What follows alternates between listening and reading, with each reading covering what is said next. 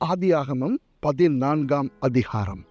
சினேயாரின் ராஜாவாகிய அம்ராப்பேலும் ஏலாசாரின் ராஜாவாகிய அரியோகும் ஏலாமின் ராஜாவாகிய கெதர்லா கோமேரும் ஜாதிகளின் ராஜாவாகிய திதியாலும் இருந்த நாட்களில் அவர்கள் சோதோமின் ராஜாவாகிய பேராவோடும் கொமோராவின் ராஜாவாகிய பிர்சாவோடும் அத்மாவாவின் ராஜாவாகிய சினேயாவோடும் செபோயீமின் ராஜாவாகிய செமேபரோடும் சோவார் என்னும் பேலாவின் ராஜாவோடும் யுத்தம் பண்ணினார்கள்.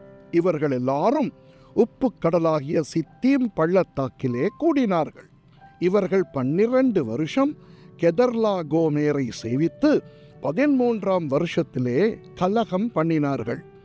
14ஆம் வருஷத்திலே கெதர்லா கோமேரும் அவனோடே கூடியிருந்த ராஜாக்களும் வந்து அஸ்தரோத் கர்னாயிமிலே இருந்த ரெப்பாயீமியரையும் காமிலே இருந்த சூசிமியரையும் சாவே கிரியத்தாயிமிலே இருந்த ஏமியரையும் சேயீர் மலைகளில் இருந்த ஓரியரையும் வனாந்தரத்துக்கு அருகான எல்பாரான் மட்டும் முறியடித்து திரும்பி காதேஸ் என்னும் என்மிஸ்பாத்துக்கு வந்து அமலேக்கியருடைய நாடு அனைத்தையும் அத்சாத்சோன் தாமாரிலே குடியிருந்த ஏமோரியரையும் கூட சங்கரித்தார்கள்.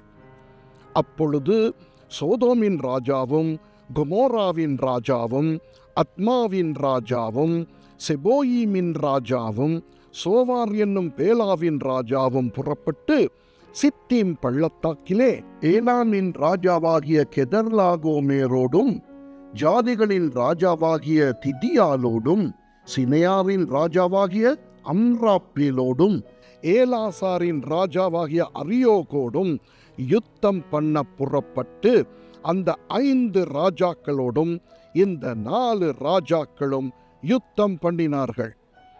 அந்த சித்தீம் பள்ளத்தாக்கு எங்கும் நிலக்கீழ் உண்டாகும் கேணிகள் இருந்தது. சோதோம் கொமோராவின் ராஜாக்கள் முறிந்தோடி அங்கே விழுந்தார்கள். மீந்தவர்கள் மலைகளுக்கு ஓடிப்போனார்கள்.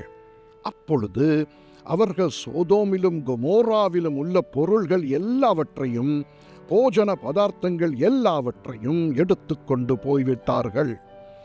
ஆபிராமின் சகோதரனுடைய குமாரனாகிய லோத்து சோதோமிலே குடியிருந்தபடியால் அவனையும் அவன் பொருள்களையும் கொண்டு போய்விட்டார்கள்.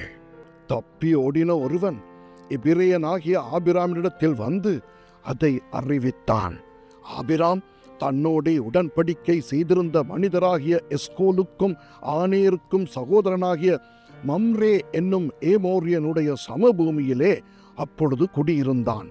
தன் சகோதரன் சிறையாக கொண்டு போகப்பட்டதை ஆபிராம் கேள்விப்பட்ட போது அவன் தன் வீட்டிலே பிறந்த கைப்படிந்தவர்களாகிய 318 ஆட்களுக்கும் ஆயுதம் தரிப்பித்து தான் என்னும் ஊர் மட்டும் அவர்களை தொடர்ந்து இராக்காலத்திலே அவனும் அவன் வேலைக்காரரும் பிரிந்து பவிஞ்சுகளாய் அவர்கள் மேல் விழுந்து அவர்களை முறியடித்து தமஸ்குவுக்கு இடதுபுறமான ஓபா மட்டும் திரட்டி சகல பொருள்களையும் திருப்பிக் கொண்டு வந்தான். தன் சகோதரனாகிய லோத்தையும் அவனுடைய பொருள்களையும் ஸ்திரீகளையும் ஜனங்களையும் திருப்பிக் கொண்டு வந்தான்.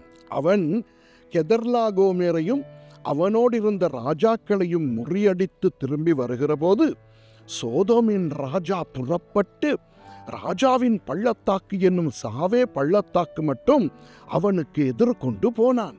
அன்றியும் உன்னதமான தேவனுடைய ஆசாரியனாய் இருந்த சாலேமின் ராஜாவாகிய மெல்கிசேதேக்கு அப்பமும் திராட்சரசமும் கொண்டு வந்து அவனை ஆசீர்வதித்து, வானத்தையும் பூமியையும் உடையவராகிய உன்னதமான தேவனுடைய ஆசீர்வாதம் ஆபிராமுக்கு உண்டாவதாக, உன் சத்துருக்களை உன் கையில் ஒப்புக் கொடுத்த உன்னதமான தேவனுக்கு ஸ்தோத்திரம் என்று சொன்னான்.